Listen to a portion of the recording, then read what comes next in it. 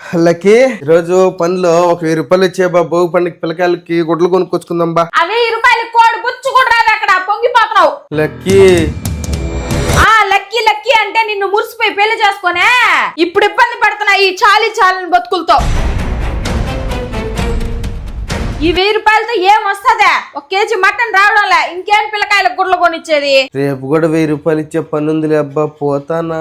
నానా రేపు భోగి పండుగ చేసుకుంటాం కదా, మాతో ఉండవా?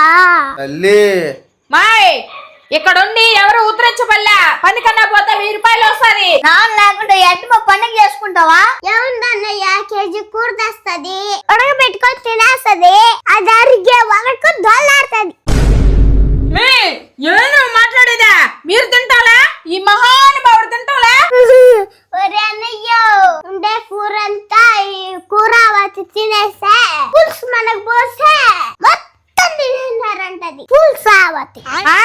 ఆ మాదిరికి నేను తినేసి కదా లక్షలప్ప అయిపోయాను అబ్బా. ఒరే ఈ లక్షలు మింగింది, లక్షల గురించి మాట్లాడుతున్నది లక్షావతి. ఏందే మీ ఇష్టం వచ్చినట్టు మాట్లాడుతున్నారా? మై మూసుకొని కూర్చో కూర్చో. అమ్మా డాడీ నువ్వు ఉండు డాడీ, ఈ బుల్రాని సంగతి నేను చూసుకుంటాను. మమ్మీ డాడీకి ఒక్క రోజన్నా ప్రేమగా భోజనం పెట్టావా? ఎంత కష్టపడొస్తాడమ్మా డాడీ. రేపు నీలాగా ఆలోచించే భార్య నాకు వస్తే నేనేం చేయాలమ్మా? పండగంటే అందరం కలిసి చేసుకునేదమ్మా. నాన్న కష్టం లేకపోతే నువ్వెలా పండగ చేసుకుంటావు? రోజు 1000 రూపాయలు తెచ్చిస్తున్నాడే నీకు, ఆ డబ్బుంతా ఏడికి పోతున్నది డాడీ? అడిగా నువ్వు? నా భార్యకి ఏ డబ్బులు ఎలా వాడాలో అన్నీ తెలుసురా, అది నా బంగారు లక్కీరా. నేను మిమ్మల్ని పెళ్లి చేసుకున్నప్పటి నుంచి ఎన్నెన్నో మాట్లాడుతున్నాను, అయినా నా మీద కోపడలేదు. అమ్మో కోపావతి శాపావతి అయిపోయిందే.